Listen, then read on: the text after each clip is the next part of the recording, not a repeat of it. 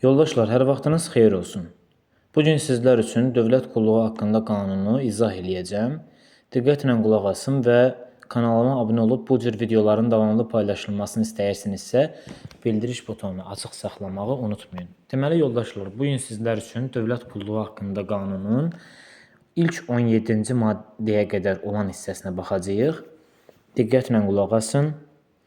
Deməli, yoldaşlar, bildiyimiz kimi dövlət qulluğu haqqında qanun Konstitusiyamızın 94-cü maddəsinin 1-ci hissəsində 19-cu bəndə uyğun olaraq, bu nə deməkdir yoldaşlar? Yəni, biz bilirik ki, 94-cü maddənin 1-ci hissəsi Milli Məclisin ümumi qaydalarına aiddir. Milli Məclisin ümumi qaydalarında dövlət qulluğu var və dövlət qulluğu haqqında ümumi qayda Milli Məclis deputatlarının 63 səs çoxluğundan qanun şəklində qəbul edilir.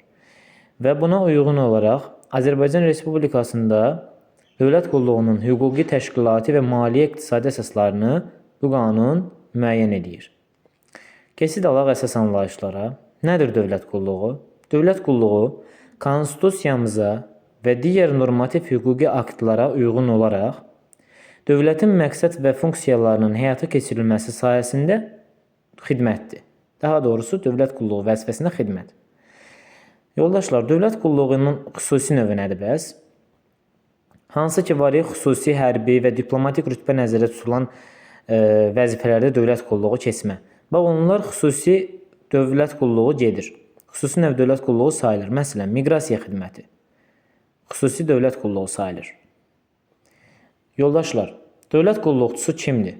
Dövlət qulluqçusu, qısaca olaraq, dövlət məvacibi alan, bu qanunla müəyyən olunmuş qaydada inzibati və yardımçı vəzifə tutan, ixtisas dərəcəsi verilən, ilk dəfə daimi dövlət qulluğuna qəbul edilərkən, inzibati vəzifə üzrə qəbul edilərkən, ara sadiq olacağına and içən və vətəndaş olan şəxs, dövlət orqanının işçisi, dövlət qulluqçusu sayılır. Nədir dövlət orqanı bəs? Dövlət orqanı konstitusiya və qanunlarla müəyyən olunmuş hüdudlarda dövlətin məqsədini və funksiyalarını həyata keçirən, dövlətin büdcəsindən, Naxçıvanın büdcəsindən və qanunla müəyyən olunan hallarda əlavə olaraq büdcədənkənar vəsaitlər hesabına maliyyələşdirilən, konstitusiya və qanunlara uyğun olaraq yaradılan dövlət təsisatı, dövlət orqanı adlanır. Yoldaşlar, dövlət orqanlarının kateqoriyası, yəni təsnifatı, dövlət orqanlarının status, iyerarxiya, bir də yurisdiksiyası nəzərə alınmaqla təsnifləşdirilir. Dövlət məvacibi, yoldaşlar, dövlət qulluqçusuna pul formasında nağdsız qaydada kartla ödənilən aylıq akt. Dövlət qulluğu vəzifəsi isə dövlət orqanının konstitusiyamız və qanunlarımızla müəyyən olunan səlahiyyətləri icra etmək məqsədi ilə həmin orqanın strukturuna müvafiq olaraq ştat cədvəlində yerləşən, ştat cədvəlində müəyyən edilən ştat vahidi adlanır. Qısaca olaraq, ştat cədvəlində müəyyən edilən ştat vahidi dövlət qulluğu vəzifəsi adlanır. Deməli, yoldaşlar, inzibati və yardımçı vəzifələrin təsnifatı dövlət orqanlarında bu vəzifələrin aid olduğu dövlət orqanlarının kateqoriyası nəzərə alınmaqla təsnifləşdirilməsidir. Yoldaşlar, dövlət qulluğunun inzibati vəzifəsi struktur bölmənin fəaliyyət istiqamətinə uyğun olaraq həmin bölmənin səlahiyyətini bilavasitə həyata keçirən, dövlət orqanının strukturuna müvafiq olaraq ştat cədvəlində müəyyən edilən ştat vahidi inzibati vəzifədir. Yardımçı vəzifə nədir bəs? Dövlət orqanının struktur bölməsinin fəaliyyətini təmin edən ştat cədvəlində müəyyən edilən ştat vahidi. Yardımçı vəzifə təmin etmədir, inzibati vəzifə isə bilavasitə həyata keçirəndir. Yadda saxlayın. Yoldaşlar, inzibati və yardımçı vəzifələrin təsnifat toplusu İnzibati və yardımçı vəzifələrin adlarını, təsnifatlarını, ixtisas dərəcələrini özündə əks etdirən, ştat cədvəllərinin hazırlanması üçün əsas olan və prezident tərəfindən təsdiq edilən siyahı yardımçı vəzifələrin və inzibati vəzifələrin təsnifat toplusuna aiddir. Dövlət qulluqçusunun ixtisas dərəcəsi deyəndə nə başa düşürük? Dövlət qulluqçusunun ixtisas dərəcəsi ona verilən ixtisas səviyyəsidir. Yəni, dövlət qulluqçusunun tutduğu hər hansı bir vəzifəyə uyğun olaraq ona verilən ixtisas səviyyəsi onun ixtisas dərəcəsi adlanır. Yoldaşlar, dövlət orqanının strukturu nədir bəs? Dövlət orqanının strukturu Dövlət orqanı fəaliyyətini təmin edən struktur qurumların normativ hüquqi aktlarla müəyyən edilmiş sisteminə dövlət orqanının strukturu deyilir. Aparat nədir bəs? Özündə struktur bölmələri birləşdirən və ona həvalə olunmuş səlahiyyətin həyata keçirilməsini bilavasitə təşkil edən, təmin edən orqanın struktur qurumudur. Aparat. Yəni əsas qurumdur. Dövlət orqanının struktur bölməsi var. Struktur bölmə deyəndə nə başa düşürük? Dövlət orqanının rəhbərinin qərarı ilə yaradılan və həmin dövlət orqanının əsasnaməsinə, sırf həmin dövlət orqanının öz əsasnaməsinə uyğun olaraq ona həvalə edilmiş səlahiyyətləri həyata keçirən dövlət orqanının struktur vahidi, struktur bölmə adlanır. Yoldaşlar, rotasiya nədir? Rotasiya inzibati vəzifə tutan, ancaq inzibati, yardımçı bura daxil deyil. İnzibati vəzifə tutan dövlət qulluqçularının bu qanunun 31.1-ci maddəsinə uyğun olaraq bir vəzifədən başqa vəzifəyə keçirilməsi rotasiyadır. Rotasiya deyərkən yoldaşlar, vəzifədə yüksəliş deyil, vəzifənin dəyişimi deyil, bir vəzifədən başqa vəzifəyə keçirilmə nəzərdə tutulur. Bilavasitə rəhbər kimdir? Bilavasitə rəhbər yoldaşlar, sizin sektor müdürünüz və yaxud da şöbə müdürünüz sizin bir bilavasitə rəhbəriniz sayılır. Bilavasitə rəhbər dövlət qulluqçusunun birbaşa tabe olduğu vəzifəli şəxs. Yəni dövlət qulluqçusu hansı şöbədə fəaliyyət göstərirsə dövlət orqanında, o şöbənin müdürü, o sektorun müdürü artıq onun olacaq bilavasitə rəhbəri. Aydındır? Deməli yoldaşlar, xidməti fəaliyyət dövlət qulluqçusunun qanunla müəyyən edilmiş, qanunvericiliklə yox, qanunla müəyyən edilmiş hüquq və vəzifələrinin həyata keçirilməsi ilə əlaqədar fəaliyyətidir. Dövlət qulluqçusunun xidməti fəaliyyətinin qiymətləndirilməsi deyərkən nə nəzərdə tutulur?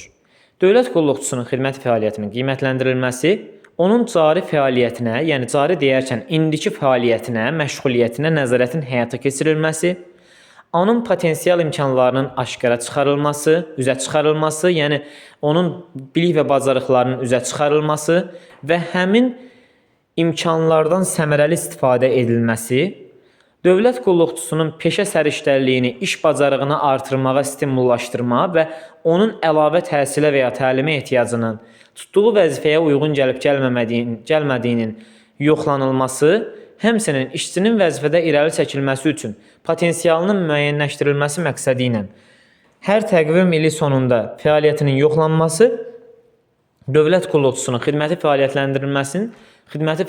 fəaliyyətinin qiymətləndirilməsi adlanır.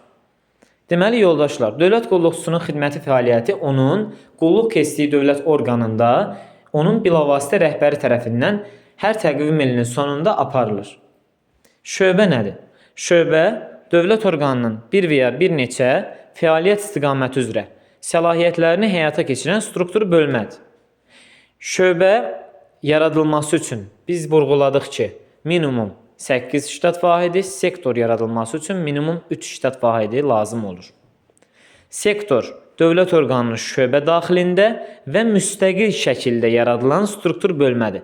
Elə ola bilər ki, şöbə daxilində də sektor olsun. Elə ola bilər ki, sırf müstəqil formada da sektor ola bilər. Deməli, yoldaşlar, vəzifə təlimatı nədir? Dövlət qulluğu vəzifəsinin adının, qulluq funksiyalarının, həmin vəzifənin tutulması şərtlərinin əks olunduğu, göstərildiyi, dövlət orqanının rəhbəri tərəfindən təsdiq olunan sənəd vəzifə təlimatı adlanır. Vəzifə təlimatı dövlət orqanının rəhbəri tərəfindən təsdiq olunan bir sənəddir. Mərkəzi İcra Hakimiyyəti orqanı deyəndə nəzərdə tutulur. Mərkəzi İcra Hakimiyyəti orqanı, yəni MİHO, qısaca olaraq desək, səlahiyyətləri Konstitusiyanın 113-cü maddəsi ilə müəyyən edilən fəaliyyət istiqamətlərinə uyğun sahələrdə dövlət siyasətini və tənzimlənməsini həyata keçirən dövlət orqanıdır. Mərkəzi İcra Hakimiyyəti orqanlarının yanında yaradılan dövlət agentlikləri və dövlət xidmətləri MİHO-nun yanında yaradılan və sahəvi qanunlarla müəyyən edilən səlahiyyətlərini, vəzifələrini, öhdəliklərini ölkə səviyyəsində həyata keçirən struktur qurum MİHO yanında yaradılan agentlik və dövlət xidmətləri adlanır. Yoldaşlar, MİHO-nun yerli bölmələri isə yerlərdə rayon, şəhər və region üzrə fəaliyyətinin təmin olunması məqsədi ilə yaradılan struktur qurumdur. İntizam məsuliyyəti nədir? İntizam məsuliyyəti dövlət qulluqçusuna həvalə olunmuş, ona verilmiş göstərişlərin və tapşırıqların, vəzifələrin yerinə yetirilməməsi və yaxud da lazımi şəkildə yerinə yetirilməməsinə, intizam xətasına yol verdiyinə görə, habelə bu qanunla müəyyən olunmuş məhdudiyyətlərə əməl olunmamasına görə bu qanunda nəzərdə tutulan intizam tənbehinin tətbiqini nəzərdə tutan hüquqi məsuliyyət növünə intizam məsuliyyəti deyilir. İntizam məsuliyyəti hüquqi məsuliyyət növü gedir. Və bu hallarda dövlət qulluqçusu intizam məsuliyyətinə cəlb olunur. İntizam xətasına dövlət qulluqçusu yol verərsə, bir qayda olaraq intizam məsuliyyətinə cəlb olunur yoldaşlar. Yadda saxlayın. Yəni öz vəzifələrini lazımi şəkildə yerinə yetirməzsə və yaxud da yerinə yetirməzsə, intizam xətasına yol verərsə, bu zaman dövlət qulluqçusu bu qanunla müəyyən olmuş hallarda məhdudiyyətlərə əməl etmədikdə intizam məsuliyyətinə cəlb olunur. Yoldaşlar, müsabiqə nədir? Müsabiqə bildiyimiz kimi test və müsahibə mərhələsindən ibarət prosedur qaydasıdır. Prosesdir, daha doğrusu desək.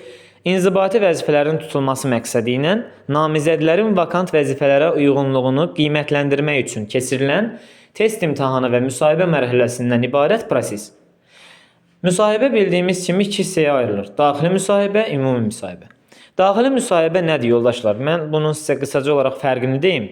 Daxili müsahibə 1-ci, 5-ci kateqoriya dövlət orqanlarında inzibati vəzifələrin 1-ci, 7-ci təsnifatına uyğun olan vakant vəzifənin tutulması üçün keçirilən müsahibədir. Ümumi müsahibə isə 1-ci, 5-ci kateqoriya dövlət orqanlarında inzibati vəzifələrin 4-cü, 7-ci təsnifatına uyğun olan vakant vəzifələrin tutulması üçün keçirilən müsahibədir. Bir də qeyd edeyim ki, ümumi müsahibədə yalnız iştirak edə bilən şəxslər azı dövlət qulluğunda 5 il qulluq stajı olan şəxslər olmalıdır. Və həmin dövlət orqanı, hər hansı bir dövlət orqanında inzibati vəzifələrdə 5 il çalışmış şəxslər ümumi müsahibəyə girə bilər. Amma digər daxili müsahibədə belə bir tələb yoxdur. Deməli, yoldaşlar, bu qanunun tətbiq dairəsi, yəni dövlət qulluğu haqqında qanun, dövlət orqanlarının struktur qurumlarında qulluq keçən dövlət qulluqçularına şamil edilir.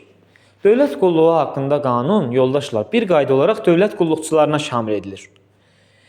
Həmçinin də xüsusi dövlət qulluğu nəzdində fəaliyyət göstərən qurumlarda xüsusi hərbi diplomatik rütbə nəzərdə tutulmayan şəxslərə dövlət qulluğu haqqında qanun şamil edilir. Amma yoldaşlar, bəzi incə nüanslar var burada, onu sizə çatdırım. Nədir bu incə nüanslar? Bəzi şəxslər var ki, siyasi vəzifəli şəxslər var ki, onlara bəzi deyərkən, yəni elə siyasi vəzifələr. Siyasi vəzifələr axı biz demişdik ki, siyasi vəzifə tutan şəxslərin hüquqi statusu bu qanunla yox, yəni dövlət qulluğu haqqında qanunla yox, başqa qanunvericilik aktları ilə tənzimlənir. O müddəaya uyğun olaraq bu qanunda başqa hal nəzərdə tutulmayıbsa, yəni dövlət qulluğu haqqında qanunda başqa qayda nəzərdə tutulmazsa, Azərbaycan Respublikasının prezidentinə, birinci vitse-prezident və vitse-prezidentlərə, baş nazirə, onun müavinlərinə, Milli Məclisin deputatlarına, məhkəmələrin hakimlərinə, ombudsmana, MİHO-ların rəhbərlərinə və müavinlərinə, Mərkəzi Seçki Komissiyasının sədrinə, sədr müavininə, katiblərinə və digər üzvlərinə, Hesablama Palatasının sədrinə, sədr müavininə və auditorlarına, yerli icra hakimiyyəti orqanlarının rəhbərlərinə, yəni icra başçılarına, bir də audiovizual şuramızın sədrinə, sədr müavinlərinə və digər üzvlərinə dövlət qulluğu haqqında qanun şamil edilmir. Naxçıvan Muxtar Respublikasında isə dövlət qulluğu haqqında qanun Ali Məclisin deputatlarına, baş nazirə, onun müavinlərinə, Naxçıvanın ombudsmanına, Naxçıvanın Mərkəzi Seçki Komissiyasının sadəcə sədrinə Naxçıvanda Televiziya və Radio Şurasının sədrinə, sədr müavinlərinə və digər üzvlərinə, Naxçıvanın MİHO rəhbərlərinə, müavinləri istisnadır, Naxçıvanın Bakı şəhərində daimi nümayəndəliyinin rəhbərinə və hərbi qulluqçulara, həmçinin də Naxçıvanda MİHO rəhbərlərinə və Naxçıvanda yerli icra hakimiyyəti orqanlarının başçılarına bu qanun şamil edilmir. Yəni, dövlət qulluğu haqqında qanun şamil edilmir. Yəni, yoldaşlar, burada bizdə Azərbaycan Respublikasının Mərkəzi Seçki Komissiyasının sədr müavininə də dövlət qulluğu haqqında qanun şamil edilmirsə, Naxçıvanda bu fərqlidir. Naxçıvan Muxtar Respublikasının Mərkəzi Seçki Komissiyasının sədr müavininə dövlət qulluğu haqqında qanun şamil edilir. Yəni, Naxçıvan Mərkəzi Seçki Komissiyasının sədrinin müavini dövlət qulluğu vəzifəsi sayılır. Aydındır, yoldaşlar. Deməli, yoldaşlar, dövlət qulluğunun xüsusi növündə çalışan şəxslərin qulluq keçməsi bu qanunun vətəndaşlarının dövlət qulluğuna qəbul edilmək hüququna, dövlət qulluğuna qəbulun şəffaflıq əsasında müsabiqə və müsahibə yolu ilə həyata keçirilməsinə, dövlət qulluqçularının xidməti fəaliyyətinin qiymətləndirilməsinə və dövlət qulluğunun digər prinsiplərinə aid müddəaların nəzərə alınmaqla başqa qanunlarla tənzimlənir. Yoldaşlar, dövlət qulluğunun xüsusi növü nəzərdə tutulan dövlət orqanlarında çalışan, xüsusi və hərbi diplomatik rütbəsi olmayan şəxslərə bu qanun şamil edilir. İncə də vurğuladığımız kimi. Deməli, yoldaşlar, dövlət qulluqçusu olmayan digər işçilər var, onlara da bu qanun şamil edilmir. Deməli, yoldaşlar, bunlara xadimə və s. aiddir. Deməli, yoldaşlar, bu qanun, yəni dövlət qulluğu haqqında qanun, dövlət orqanlarının tabeliyində olan publik hüquqi şəxslərin və yaxud hüquqi şəxslərin işçilərinə şamil edilmir. Məsələn, Azərbaycan Dövlət Su Ehtiyatları Agentliyində yəni siyasi vəzifədə var, amma dövlət qulluğu vəzifəsidir çoxsu. Orada artıq biz meliorasiya xidməti onun nəzdində yaradılan bir qurumdur. Meliorasiya xidməti bir qayda olaraq publik hüquqi şəxs gedir. Dövlət qulluğunun nəzdində yanında yaradılan publik hüquqi şəxs sayılır. Artıq bizə dövlət qulluğu haqqında qanun şamil edilməyəcək. Çünki biz publik hüquqi şəxs gedirik. Bizim artıq əmək münasibətlərimiz əmək məcəlləsindən tənzimlənəcək. Amma ATSİA'nın işçilərinə isə, dövlət qulluğu keçmiş işçilərinə isə onlara artıq dövlət qulluğu haqqında qanuna əsasən onun əmək münasibətləri tənzimlənəcək. Aydındır? Demək, yoldaşlar, dövlət qulluğunun əsas vəzifələri hansılardır? Konstitusiya və digər qanunvericilik aktları əsasında yalnız vətəndaşların hüquq və azadlıqlarının təmin olunması, dövlət orqanlarının səlahiyyətləri hüdudlarında qərarların hazırlanması, qəbul edilməsi, icrası və onların icrasına nəzarət edilməsi, dövlət orqanlarının səmərəli fəaliyyətinin, həmçinin dövlət qulluqçuları tərəfindən qulluq funksiyalarının icrasının təmin edilməsi dövlət qulluğunun əsas vəzifələridir. Deməli, yoldaşlar, dövlət qulluğunun prinsipləri hansılarıdır?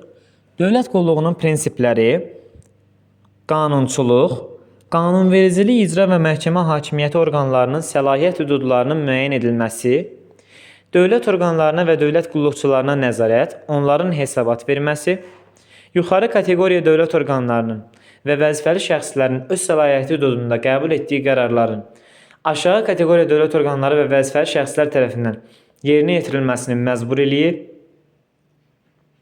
Bütün vətəndaşların, həmçinin vəzifəli şəxslərin dövlət qulluqçularının qanuni tələblərini icra etməyə və yaxud da qanuni hərəkətlərini müdafiə etməyə borclu olması, dövlət qulluğuna qəbulun şəffaflığı, vətəndaşların dövlət qulluğuna müsabiqə və müsahibə əsasında qəbul edilməsi, vətəndaşların öz qabiliyyətinə, xidməti nailiyyətinə, peşə hazırlığına uyğun olaraq dövlət qulluğunun hər hansı bir vəzifəsini tutmaqda hüquq bərabərliyi, hər hansı meyardan asılı olmayaraq dövlət qulluqçusunun xidməti fəaliyyətinə aid olmayan başqa səbəblərdən asılı olmayaraq dövlət qulluqçularının hüquq bərabərliyi, dövlət qulluqçularının potensialının səmərəli istifadəsi və onların potensialın peşəkarlıq səviyyəsinin artırılması məqsədi ilə onların rotasiyası. Dövlət qulluqçularının sosial hüquqi müdafiəsi, onların özləri və ailə üzvləri üçün layiqli həyat səviyyəsinin təmin edilməsi, dövlət orqanlarının və ya dövlət qulluqçularının, daha doğrusu vəzifəli şəxslərin qanunsuz hərəkətsizlik nəticəsində vurulmuş zərərə görə dövlət orqanlarının məsuliyyət daşıması dövlət qulluğunun əsas prinsiplərindəndir. Yoldaşlar, bildiyimiz kimi dövlət orqanlarında siyasi partiyaların və yaxud da ictimai birliklərin, ictimai təşkilatların strukturları yaradılmır. Həmkarlar İttifaqı istisna olmaqla. Yoldaşlar, bildiyimizə görə dövlət orqanlarında hər hansı bir dövlət qulluqçusu Həmkarlar İttifaqının hər hansı bir strukturunu yarada bilər. Amma digər hər hansı bir dini təşkilatın, hər hansı bir siyasi partiyanın struktur bölməsi yaradıla bilməz yoldaşlar. Bu qadağandır. Yoldaşlar, Azərbaycan Respublikasının konstitusiyası, qanunları və ona müvafiq qəbul edilmiş digər qanunverici aktları dövlət qulluqçuları tərəfindən vəzifə borclarını yerinə yetirən zaman rəhbər tutulur. Deməli, yoldaşlar, dövlət qulluqçuları öz vəzifələrini, daha doğrusu öz vəzifə borclarını yerinə yetirərkən konstitusiyanı, qanunları və digər bunlara müvafiq qəbul edilmiş digər qanunverici aktlarını rəhbər tutur. Yoldaşlar, dövlət qulluğunu idarəetmə orqanı Azərbaycan Respublikasında şuradır. Dövlət qulluğunu idarəetmə şurasıdır. Dövlət qulluğunu idarəetmə şurası bu qanunun tətbiqinə nəzarəti, yəni dövlət qulluğu haqqında qanunun tətbiqinə nəzarəti, həmçinin də dövlət qulluğunun normativ metodiki təminatını müəyyən edir. Yoldaşlar, şura, yəni Dövlət Qulluğunu İdarəetmə Şurası 18 nəfər üzvdən ibarətdir. Şuranın 6 üzvü prezident tərəfindən vəzifəyə təyin edilir, 6 üzvü Milli Məclisin sədri tərəfindən vəzifəyə təyin olunur, 6 üzvünü isə Konstitusiya Məhkəməsinin sədri vəzifəyə təyin edir. Yoldaşlar, şuranın səlahiyyətləri qanunla təsdiq edilən əsasnamə ilə müəyyən edilir. Şuranın fəaliyyəti isə, deyərsə ki, testdə sizdən soruşarsa, şuranın fəaliyyəti hansı aktla tənzimlənir? Burada artıq siz cavab olaraq götürəcəksiniz prezidentin müəyyən etdiyi aktla və yaxud da prezidentin sərəncamı ilə tənzimlənir. Şuranın fəaliyyəti deyərsə. Amma şuranın səlahiyyəti qanunla təsdiq edilən əsasnamə ilə müəyyən edilir. Şura dövlət orqanı deyil və onun üzvləri, yəni 18 nəfər üzv, öz səlahiyyətini ictimai əsaslarla həyata keçirir. Şuranın fəaliyyətinin təşkilini prezident tərəfindən yaradılan katiblik həyata keçirir. Şuranın qəbul etdiyi qərarların məcburiyyəti prezident, Milli Məclisin sədri və Konstitusiya Məhkəməsinin sədri tərəfindən təmin edilir.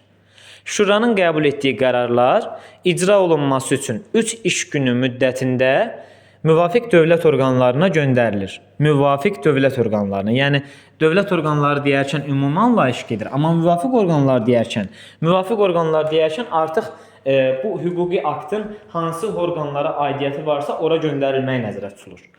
Deməli, yoldaşlar, dövlət orqanlarının rəhbərləri tərəfindən isə həmin qərarın İcra vəziyyəti barəsində hesabat 30 gün müddətində, iş günü yox ha, 30 gün müddətində şuraya təqdim olunur. Yəni 30 gün müddətində iş günü, qeyri-iş günü olsa da, iş günü olsa da 30 gün ərzində şuraya dövlət orqanı rəhbərləri tərəfindən həmin qərarın icra vəziyyəti barəsində hesabat təqdim olunmalıdır. Deməli, yoldaşlar, dövlət qulluğu haqqında qanunvericilik Azərbaycan Respublikasının konstitusiyasından, bu qanundan, Azərbaycan Respublikasının tərəfdar çıxdığı beynəlxalq müqavilələrdən, həmçinin Azərbaycan Respublikasının dövlət qulluğunu hüquqi cəhətdən tənzim edən, həmçinin də dövlət qulluqçularının hüquqi vəziyyətinin xüsusiyyətlərini müəyyən edən və digər qanunverici aktlarından ibarətdir. Deməli, yoldaşlar, dövlət orqanlarının struktur qurumlarında işçilərin müəyyən edilmiş say həddi daxilində şöbə, onun tərkibində və ya müstəqil olmaqla sektor yaradıla bilər.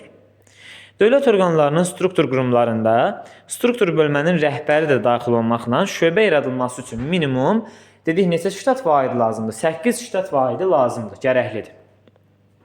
Dövlət sirrinin mühafizəsi üzrə struktur bölmələrdə minimal 3 ştat vahidi lazımdır. Sektor yaradılması üçün isə minimal 3 ştat vahidi müəyyən edilir. Dövlət orqanlarının struktur qurumlarında struktur bölmələrin onlara həvalə edilmiş funksiyalar nəzərə alınmaqla təmin edici və yardımçı struktur bölmələr kimi təsnifləşdirilməsi müvafiq icra hakimiyyəti orqanının müəyyən etdiyi qurum tərəfindən təsdiq edilən siyahı əsasında həyata keçirilir. Yəni, prezidentin müəyyən etdiyi siyahı əsasında həyata keçirilir. Burada müvafiq icra hakimiyyəti deyərkən prezidenti nəzərə tutur. Yoldaşlar, yadda saxlayın. Ali kateqoriya dövlət orqanlarında bu qanunun 7.1-ci maddəsində nəzərdə tutulan, yəni sektor və ya şöbələr yaradıla bilər. Daha doğrusu, tutulanlardan başqa struktur bölmələrdə yaradıla bilər. Deməli, yoldaşlar, yəni sektor və şöbələrdən başqa hər hansı bir struktur bölmədə yaradıla bilər. Deməli, yoldaşlar, dövlət orqanlarının təsnifatı, dövlət orqanları ümumiyyətlə onların statusu, iyerarxiyası və yurisdiksiyası nəzərə alınmaqla, yəni ölkə, regional, yerli səviyyə nəzərə alınmaqla bir sıra kateqoriyalara bölünür. Bunlar hansılarıdır? Ali 1-5-ci kateqoriya dövlət orqanları. Deməli, yoldaşlar, ali kateqoriya Konstitusiyanın 7-ci maddəsinin 3-cü hissəsinə əsasən müəyyən edilən qanunvericilik, icra və məhkəmə hakimiyyətinin ən yüksək dövlət orqanları. Deməli, yoldaşlar, ali kateqoriya orqanları hansılardır? Ali kateqoriya dövlət orqanları deyərkən ilk növbədə prezident administrasiyası, ha belə, dövlət başçısının, yəni prezidentin fəaliyyətini bilavasitə təmin edən digər orqanlar, yəni Azərbaycan Respublikasının prezidentin işlər idarəsi, prezidentin xüsusi tibb xidməti, təhlükəsizlik şurası katibinin xidməti, Azərbaycan dövlətinin başçısının icra səlahiyyətlərini həyata keçirən, yəni Nazirlər Kabineti, Milli Məclis, Konstitusiya Məhkəməsi, Ali Məhkəmə, əsas səlahiyyətləri konstitusiya qanunları və qanunlarla müəyyən olunan dövlət orqanları hesab olunur, ali kateqoriya dövlət orqanları, yoldaşlar, yadda saxlayın.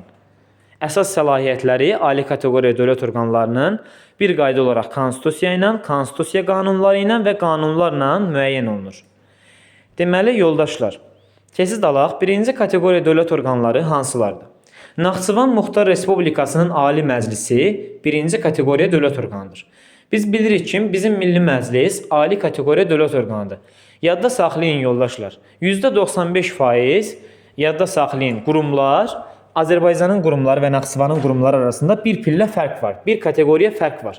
Məsələn, Azərbaycan Respublikasının Milli Məclisi ali kateqoriyadırsa, yadda saxlayın ki, sıfırdırsa, avtomatik olaraq Naxçıvanın Ali Məclisi düşəcək ondan bir pillə aşağı, yəni birinci kateqoriya dövlət orqanı olacaq. Naxçıvanın Ali Məclisi birinci kateqoriya dövlət orqanıdır. Azərbaycan Respublikasının Baş Prokurorluğu, Hesablama Palatası, hansı ki Hesablama Palatasında da Milli Məclis yaradırdı. Milli Məclisin iş qaydasında biz axı deyirdik ki, Milli Məclis Hesablama Palatasını və müvafiq orqanlarını yaradır. Hesablama Palatası ona görə ali kateqoriya getmir. Hesablama Palatası ona görə də ondan bir pillə, Milli Məclisdən bir pillə aşağı birinci kateqoriya dövlət orqanı sayılır. Həmçinin Məhkəmə Hüquq Şurasının aparatı və Ombudsmanın aparatı birinci kateqoriya, Azərbaycan Respublikasının Ombudsman aparatı birinci kateqoriya dövlət orqanı hesab olunur. Deməli, yoldaşlar, birinci kateqoriya dövlət orqanlarının səlahiyyətləri konstitusiya qanunları, qanunlar və Konstitusiyanın 113-cü maddəsi ilə müəyyən edilir. Deməli, yoldaşlar, ikinci kateqoriya dövlət orqanları Naxçıvan Muxtar Respublikasında Naxçıvan Ali Məhkəməsi, Naxçıvanın Nazirlər Kabineti, Naxçıvanın Prokurorluğu, Naxçıvanın Ombudsman aparatı və Naxçıvanın Bakı şəhərində daimi nümayəndəliyi ikinci kateqoriya dövlət orqanı hesab olunur. Azərbaycanda isə Azərbaycanın Hərbi Prokurorluğu, Apellyasiya Məhkəməsi, yəni Bakı, Şəki, Gəncə, Şirvan, Sumqayıt Apellyasiya Məhkəmələri, Mərkəzi Seçki Komissiyasının katibliyi, Korrupsiyaya qarşı mübarizə üzrə komissiyanın katibliyi, Azərbaycanın Audiovizual Şurasının aparatı, yəni Televiziya Şurasının aparatı adı dəyişdirilib sadəcə. Düşür ikinci kateqoriya dövlət orqanları sırasında. Yoldaşlar, yadda saxlayın. Burada bir dənə fərqli bir nüans oldu, yoldaşlar. Axı biz dedik ki, Naxçıvanla Azərbaycan orqanlarının arasında bir pillə fərq var. Burada biraz fərqlilik var. Fərq nədən ibarətdir? Bir dənə Naxçıvanın Ali Məhkəməsi, bir də Naxçıvanın Nazirlər Kabineti Artıq 2 pillə aşağı olur Azərbaycanın orqanlarından. Yəni Azərbaycanın Nazirlər Kabineti düşür ali kateqoriyaya. Azərbaycanın Ali Məhkəməsi düşür ali kateqoriyaya. Amma Naxçıvanda bu qurumlar düşəcək 2 pillə aşağı. Bu qurumlardan başqa, bu sadaladığım Ali Məhkəmədən və Nazirlər Kabinetindən başqa qalan bütün qurumlar arasındakı fərq Azərbaycanla Naxçıvan arasında bir kateqoriya fərqidir. Yəni ki, Azərbaycanın məsələn baş prokurorluğu 1-ci kateqoriyadır. Amma Naxçıvanın prokurorluğu 2-ci kateqoriyadır.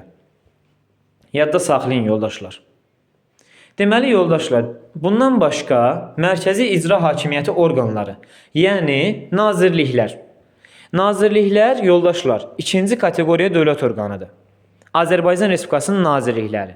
Yəni Azərbaycan Respublikasının Elm Təhsil Nazirliyi, Rəqəmsal İnkişaf və Nəqliyyat Nazirliyi, Mədəniyyət Nazirliyi, Maliyyə Nazirliyi, Fövqəladə Hallar, Xarici İşlər Nazirliyi, Əmək və Əhalinin Sosial Müdafiəsi Nazirliyi, İqtisadiyyat Nazirliyi, Kənd Təsərrüfatı Nazirliyi, Energetika Nazirliyi, Daxili İşlər Nazirliyi, Ekologiya Təbii Sərvətlər Nazirliyi, Ədliyyə Nazirliyi, Energetika Nazirliyi və s. Həmçinin yoldaşlar, komitələr, bunlar hansılarıdır? 2-ci kateqoriyaya daxil olan dövlət komitələri, deməli, hardasa 7 dənə dövlət komitəsidir. Bunlar hansılardır?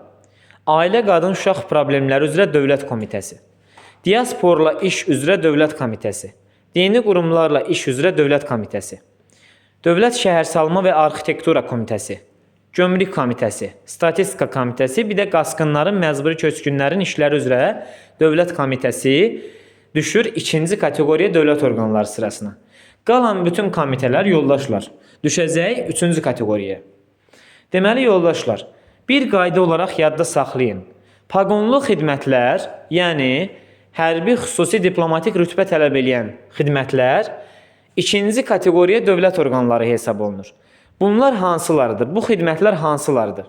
Dövlət Miqrasiya Xidməti, Dövlət Sərhəd Xidməti DSX, Dövlət Təhlükəsizlik Xidməti DTX, Səfərbərlik və Hərbi Xidmətə Çağırış üzrə Dövlət Xidməti, bizə xarici Kəşfiyyat Xidməti. Yoldaşlar, bu xidmətlər paqonlu xidmətlərdir. Ona görə bunlar 2-ci kateqoriya dövlət orqanları hesab olunur. Bir də qalan xidmətlər isə, bu sadaladıqlarından əlavə qalan, yerdə qalan bütün xidmətlər vergi xidməti də daxil olmaqla düşəcək 3-cü kateqoriyaya. Vergi xidməti son vaxtlarda çıxarılıbdır. Əslində əvvəl onda da paqon var. Ona görə də o da 2-ci kateqoriyaydı. Amma son vaxtlarda o çıxarılıb 3-cü kateqoriya dövlət orqanı hesab olunur. Çünki niyə? Əvvəl İqtisadiyyat Nazirliyinin nəzdində gedirdi o vergi xidməti. Amma sonradan ayrıldığına görə yoldaşlar, ona görə onu 3-cü kateqoriya dövlət orqanı hesab edirik. Amma o da paqonludur. Sadəcə olaraq istisna kimi 3-cü kateqoriyaya aiddir. Yoldaşlar, 4 dənə agentlik var ki, onlar 2-ci kateqoriyadır. Qalan bütün agentliklər üstdədir. Bunlar hansılardır? Dövlət Turizm Agentliyi, Qida Təhlükəsizliyi Agentliyi, Dövlət Su Ehtiyatları Agentliyi, bir də Prezident yanında vətəndaşlara xidmət və sosial innovasiyalar üzrə Dövlət Agentliyi. Yəni, Asan Xidmət Mərkəzlərinin aparatı Vətəndaşlara Xidmət və Sosial İnnovasiyalar Agentliyi 2-ci kateqoriya dövlət orqanı hesab olunur. Çünki o onun baş qurumudur. Dövlət idarələrindən isə bir dənə Milli Arxiv İdarəsi 2-ci kateqoriyaya gedir. Yerli icra hakimiyyəti orqanlarından Bakı Şəhər İcra Hakimiyyəti düşür 2-ci kateqoriya dövlət orqanına. Digər yerli icra hakimiyyətlər isə, burada səhv düşübdür PDF-də, 4-cü kateqoriyaya aiddir. Həmçinin prezident yanında olan orqanlar, yəni Prezident yanında Ali Attestasiya Komitəsi, Prezident yanında Dövlət Sirrinin Mühafizəsi üzrə İdarələrarası Komissiyanın katibliyi 2-ci kateqoriya dövlət orqanıdır yoldaşlar. Ali kateqoriya deyil. Baxmayaraq ki, Prezident yanında ifadəsi işlədilib, bu ifadələr işlədilib. Amma bu Ali Attestasiya Komitəsi və Dövlət Sirrinin Mühafizəsi üzrə İdarələrarası Komissiyanın katibliyi bir qayda olaraq 2-ci kateqoriya dövlət orqanı sayılır. 2-ci kateqoriya dövlət orqanının əsas səlahiyyətləri Konstitusiyanın 113-cü və 124-cü maddələri ilə qanunla müəyyən olmuş dövlət orqanlarıdır. Keçid alaq 3-cü kateqoriya dövlət orqanlarına. 3-cü kateqoriya dövlət orqanları sırasına daxildir. Azərbaycan Respublikasının xarici ölkələrdə ticarət nümayəndələrinin aparatları, MİHO yanında yaradılan dövlət agentlikləri və dövlət xidmətləri. Ombudsmanın regional mərkəzləri. Həmçinin Naxçıvanın Mərkəzi Seçki Komissiyasının aparatı. Naxçıvanın MİHOları, Naxçıvanın belə deyim, televiziya və radio şurasının aparatı. Həmçinin ağır cinayət, inzibati, kommersiya, hərbi məhkəmələr həm Naxçıvan üçün, həm Azərbaycan Respublikası üçün 3-cü kateqoriya dövlət orqanı hesab olunur.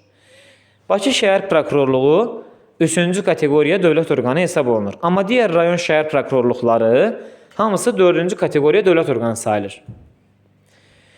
Deməli, yoldaşlar, 3-cü kateqoriya dövlət orqanları əsas səlahiyyətlərini Konstitusiyanın 113-cü, 120-ci və 124-cü maddələri ilə və qanunla müəyyən edilən belə deyim, dövlət orqanlarıdır. Səlahiyyətlərini bunlardan götürür. 4-cü kateqoriya dövlət orqanlarına MİHOların, daha doğrusu rayon şəhər belə deyim, icra hakimiyyəti başçılarının aparatları, yerli icra hakimiyyəti orqanları, Naxçıvanın yerli icra hakimiyyəti orqanları, MİHOnun yerli bölmələri, həmçinin də Azərbaycan və Naxçıvan üçün MİHOnun yerli bölmələri, onların tabeliyində olan orqanlar, məsələn, Kənd Təsərrüfatı Nazirliyinin daimləri, yəni ki, Dövlət Aqrar İnkişaf Mərkəzləri, düşür 4-cü kateqoriya dövlət orqanı.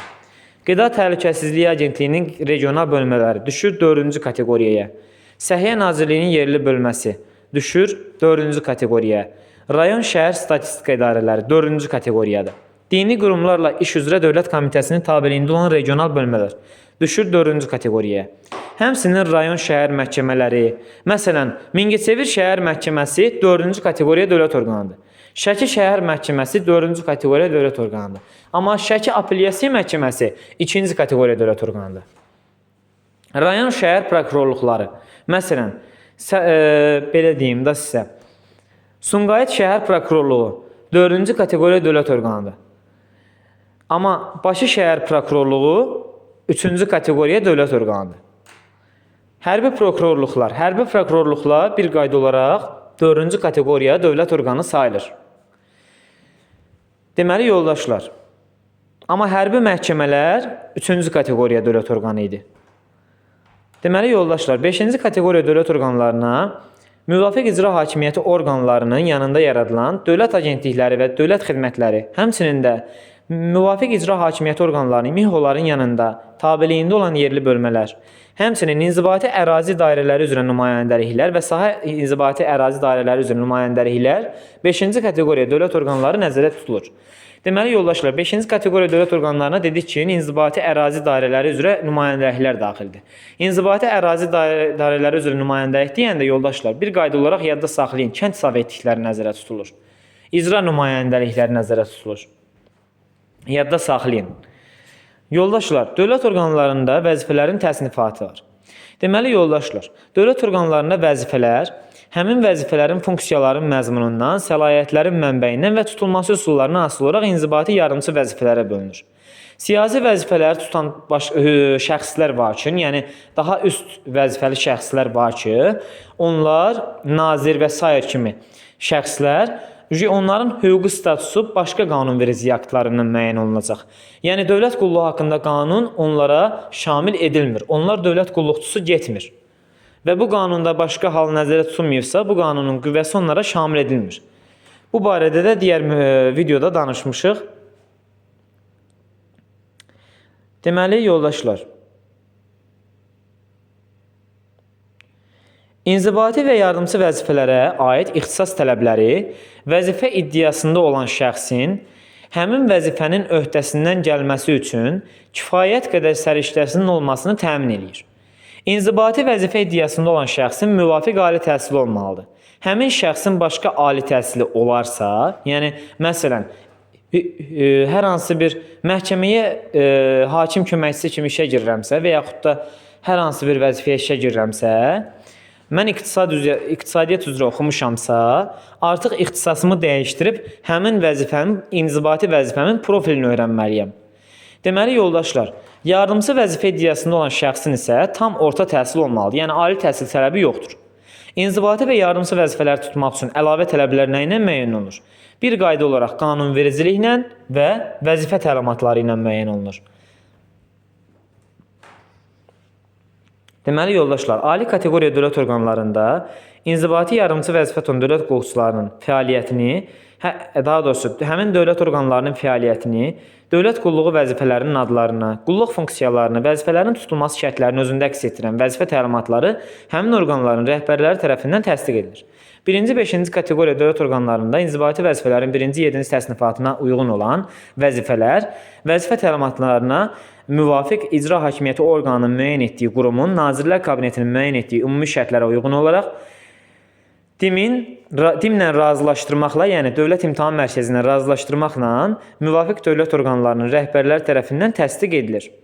Deməli yoldaşlar, keçid olaraq dövlət qulluqçusunun andına, dövlət qulluqçusunun andı Azərbaycan Respublikasından dövlət qulluqçusu arasında açıq hüquqi borc və sədaqət münasibətlərini təsdiqləyir. Yoldaşlar, ilk dəfə daimi dövlət qulluğuna qəbul edilərkən, qəbul edilmiş vətəndaş, başqa şəxs yox, fiziki şəxs yox, sırf vətəndaş vəzifənin icrasına başlamamışdan əvvəl and içir. Dövlət qulluqçusunun andının mətni dövlət qulluğu haqqında qanunla tənzimlənir. And içmə təntənəli şəkildə, təntənəli şəraitdə keçirilir. Dövlət bayrağı altında Azərbaycan Respublikasının konstitusiyasına əl basmaqla həyata keçirilir. And içmə cəmi bircə dəfə olur və and içən dövlət qulluqçusu andın mətnini özü imzalayır və bu sənəd onun şəxsi içində saxlanılır. Yoldaşlar, dövlət qulluğunun ayrı-ayrı növlərində andın status xüsusiyyətləri isə bir qayda olaraq qanunvericilik aktlarında müəyyən edilir. Yardımçı dövlət qulluğu vəzifəsinə qəbul edilən şəxslər isə and içmirlər. İnzibati vəzifəyə qəbul edilən şəxslər and içir, amma yardımçı vəzifəyə qəbul edilən şəxslər, işə qəbul olunan şəxslər and içmirlər. Deməli yoldaşlar, dövlət qulluqçusunun dövlət qulluğu keçdiyi dövr ərzində yalnız bir şəxsi işi tərtib edilir və aparılır. Şəxsi işə Dövlət Qulluğu Haqqında Qanunun bu maddəsinə əsasən, 15.1.3-cü maddəsinə əsasən müəyyən olunmuş qaydalarda nəzərdə tutulan sənədlər və məlumatlar daxil edilir. Yəni, hansı sənədlər? Dövlət qulluqçusunun şəxsi işinin aparılması qaydası prezident tərəfindən müəyyən olunur. Və şəxsi işinin aparılması ilə bağlı da bir sıra tələblərin pozulmasında təqsirli olan şəxslər İnzibati Xətalar Məcəlləsində nəzərdə tutulmuş qaydada məsuliyyət daşıyırlar. Deməli, yoldaşlar, bildiyimiz kimi dövlət qulluqçusunun qulluq keçdiyi dövlət orqanında dövlət qulluqçusuna xidməti vəsiqə verilir. Dövlət orqanı tərəfindən. Deməli, yoldaşlar, xidməti vəsiqə dövlət qulluqçusunun tutduğu dövlət qulluğu vəzifəsini və ona verilmiş ixtisas dərəcəsini təsdiq edən rəsmi sənəddir. İxtisas dərəcəsi deyərkən həqiqi dövlət müşaviri, dövlət qulluğunun baş müşaviri, birinci dərəcə dövlət qulluqçusu, kiçik dövlət qulluqçusu və s. aid edilir. Xidməti vəsiqənin nümunəsi kim tərəfindən müəyyən edilir? Müvafiq icra hakimiyyəti orqanı, yəni prezident tərəfindən müəyyən olunur. Xidməti vəsiqənin nümunəsi prezident tərəfindən müəyyən olunur, yoldaşlar, yadda saxlayın. Şəxsi işin aparılması qaydası prezident tərəfindən müəyyən olunur. Yoldaşlar, dövlət qulluqçularının reyestri dövlət qulluqçuları o cümlədən stajlı kimi və sınaq müddəti ilə qulluğa qəbul edilmiş şəxslər daxil olmaqla barələrində məlumatlardan ibarət dövlət informasiya ehtiyatı nəzərdə tutulan bir sistem nəzərdə tutulur. Deməli, yoldaşlar, dövlət qulluqçularının reyestri prezident tərəfindən, daha doğrusu, dövlət qulluqçularının reyestri prezidentin müəyyən etdiyi orqan tərəfindən aparılır. Yəni, Prezident Administrasiyası və Dövlət İmtahan Mərkəzi tərəfindən dövlət qulluqçularının reyestri aparılır. Reyestrin aparılması qaydası da bir qayda olaraq prezident tərəfindən müəyyən edilir. Yoldaşlar, bu qanunun tələblərini pozan şəxslər qanun nəzərdə tutulmuş hallarda məsuliyyətə cəlb olunurlar. Dövlət qulluqçularının ixtisas dərəcələri, yəni sizdən sual olaraq verilsə ki, soruşulsa ki, dövlət qulluqçularının reyestrinin tələblərini pozan şəxslər hansı məsuliyyət daşıyır? Yoldaşlar, qanunla nəzərdə tutulmuş hallarda məsuliyyət daşıyırlar. İnzibati vəzifələrin təsnifatına uyğun olaraq o dəfəki dərsdə də qeyd eləmişdim, yəni dərs izahında çəkmişdim. Dövlət qulluqçularının bir sıra ixtisas dərəcələri var. Məsələn, biz bilirik ki, dövlət qulluğunda inzibati vəzifələrin ən yüksək ixtisas dərəcəsi ali təsnifat üzrə deməli, həqiqi dövlət müşaviridir. Amma ən kiçik ixtisas dərəcəsi 7-ci təsnifat üzrə bildiyimiz kimi dövlət qulluğunun birinci dərəcə kiçik dövlət qulluqçusu gedir. Kiçik dövlət qulluqçusu ən kiçik ixtisas dərəcəsi sayılır inzibati vəzifələrdə. Yardımçı vəzifələrdə ən böyük ixtisas dərəcəsi baş referentdir, ən kiçik ixtisas dərəcəsi isə kiçik referentdir. Bu cədvəldə də o dəfəki dərsdə videoda qeyd etdiyim kimi bu cədvəldə də öz əksini tapıb. Buradan da izləyə bilərsiniz. Deməli yoldaşlar, ixtisas dərəcələrinin verilməsi və ondan məhrum edilmə, ixtisas dərəcəsi ümumiyyətlə dövlət qulluqçusunun tutduğu vəzifəyə, qulluğunun stajına, həmçinin də yəni neçə müddət, neçə il ərzində qulluq etməyinə, neçə il ərzində çalışmağına asılı olaraq, həmçinin ixtisas dərəcəsində bir qayda olaraq qulluq müddətinə uyğun olaraq, habelə əvvəllər verilmiş ixtisas dərəcəsi nəzərə alınmaqla ardıcıl verilir. Yoldaşlar, dövlət qulluqçusunun qulluq stajına 1991-ci il oktyabrın 18-nə qədər dövlət, sovet və partiya orqanlarında iş müddəti də daxil edilirdi. Deməli, yoldaşlar, ilk dəfə daimi dövlət qulluğuna qəbul olunmuş şəxsə tutduğu vəzifənin inzibati vəzifəsi üçün müəyyən edilən ən kiçik ixtisas dərəcəsi verilir. 3-cü dərəcə dövlət müşaviri və ondan yuxarı olan ixtisas dərəcələri Konstitusiyanın 109-cu maddəsinin 132-ci bəndinə uyğun olaraq verilir. Bu ixtisas dərəcələri alan dövlət qulluqçularına müvafiq hüquqi akt və vəsiqə verilir. Kim tərəfindən yoldaşlar? Prezident tərəfindən. Niyə? Çünki bu vəzifələri, bu ixtisas dərəcələri üzrə işə qəbul olmuş vəzifələrə belə deyim, ixtisas dərəcələrini verən prezidentdir. Amma qalan ixtisas dərəcələrini verən dövlət orqanlarının rəhbərləridir. Dövlət qulluğunda baş müşavir və ondan daha aşağı ixtisas dərəcələri müvafiq dövlət orqanının rəhbəri tərəfindən verilir. İnzibati vəzifələrin ali təsnifatı istisna olmaqla birinci, ikinci təsnifat üzrə inzibati vəzifəni tutan dövlət qulluqçularının həmin təsnifat üzrə istisna olmaqla belə deyim, həmin təsnifat üzrə ixtisas dərəcəsi alması bir qayda olaraq dövlət qulluğunda azı 5 il qulluq stajı lazımdır ona, həmçinin də həmin təsnifata daxil olan vəzifələrdə azı 3 il qulluq stajı olmalıdır. Deməli, yoldaşlar, ixtisas dərəcəsi verilərkən nələr nəzərə alınır? Bir qayda olaraq dövlət qulluqçusunun peşəkarlığı və idarəçilik təcrübəsi nəzərə alınır. Yadda saxlayın. 3-cü, 5-ci təsnifat vəzifələr üçün dövlət qulluğunda ixtisas dərəcəsində qulluq müddəti 3 il təşkil etməlidir. Həmçinin ixtisas dərəcəsində 6-cı, 7-ci təsnifat vəzifələr üzrə ixtisas dərəcəsində qulluq müddəti 2 il təşkil etməlidir ki, dövlət qulluqçusuna müvafiq inzibati vəzifə üçün ixtisas dərəcəsi çərçivəsində növbəti ixtisas dərəcəsi almaq üçün vacib nüanslardır, yoldaşlar bunlar. Deməli, yoldaşlar, 1-ci və 2-ci təsnifat üçün ixtisas dərəcəsində qulluq müddəti ardıcıl olaraq 2 il təşkil etməlidir. Həmçinin 3-cü, 4-cü təsnifat vəzifə üçün ixtisas dərəcələrində qulluq müddəti ardıcıl olaraq dövlət qulluqçusunun 1 il təşkil etməlidir ki, yardımçı vəzifələr ixtisas dərəcələri çərçivəsində növbəti ixtisas dərəcəsi ala bilsin. Deməli, yoldaşlar, dövlət qulluqçusuna bu qanunun 17.3-cü maddəsinin 1-ci hissəsində və 17.4-cü maddəsində müəyyən olunmuş tələblər nəzərə alınmaqla, daha doğrusu üzr istəyirəm, tələblər nəzərə alınmadan daha yüksək növbəti ixtisas dərəcəsi bəzi hallarda verilə bilər. Bu necə olur? Yuxarı təsnifat dövlət qulluğu vəzifəsinə təyin olunanda fəaliyyətinin nümunəvi icra etdiyinə və yaxud da işindəki yüksək nailiyyətlərə görə bir də ki, ixtisas dərəcəsində qulluq müddətinin ən azı yarısını keçdikdən sonra dövlət qulluqçusuna yüksək növbəti ixtisas dərəcəsi verilə bilər. Yadda saxlayın. Yoldaşlar, dövlət qulluqçularına ixtisas dərəcələri verilərkən onların xüsusi, hərbi və diplomatik rütbələri nəzərə alınır. Xüsusi hərbi diplomatik rütbələrin ixtisas dərəcələrinin qarşılıqlı olaraq, bir qayda olaraq qarşılıqlı şəkildə uyğunlaşdırılması prezidentin müəyyən etdiyi qaydada həyata keçirilir. Dövlət orqanlarında dövlət qulluqçularının ixtisas dərəcələrinin verilməsi qaydası prezident tərəfindən müəyyən edilir. Dövlət qulluqçusu haçan ona verilmiş ixtisas dərəcəsindən məhrum olunur? Bir qayda olaraq dövlət qulluqçusu vətəndaşlığa xitam vətəndaşlığına xitam verilərsə dövlət qulluqçusunun, o zaman ixtisas dərəcəsindən dövlət qulluqçusu məhrum edilir. Yalnız bu halda. Deməli, yoldaşlar, prezident tərəfindən verilən ixtisas dərəcələri hansılarıdır? Həqiqi dövlət müşaviri, birinci dərəcə dövlət müşaviri, ikinci dərəcə dövlət müşaviri, üçüncü dərəcə dövlət müşaviri istisna olmaqla qalan hamısını verir digər dövlət orqanlarının rəhbərləri.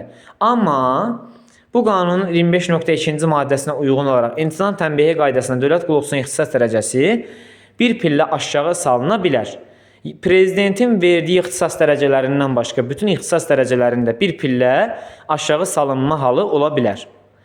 İntizam tənbihinin tətbiqi qaydasına dövlət qulluqçusunun ixtisas dərəcəsi təqvim il ərzində yalnız bir dəfə aşağı salına bilər.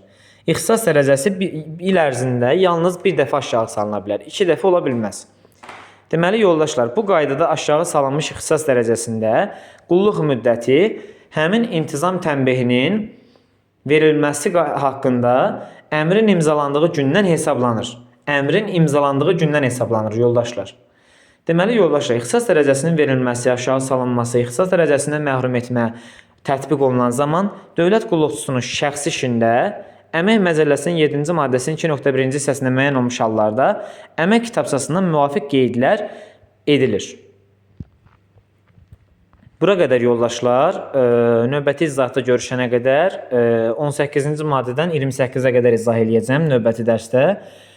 Görüşənə qədər sağ olun, salamat qalın.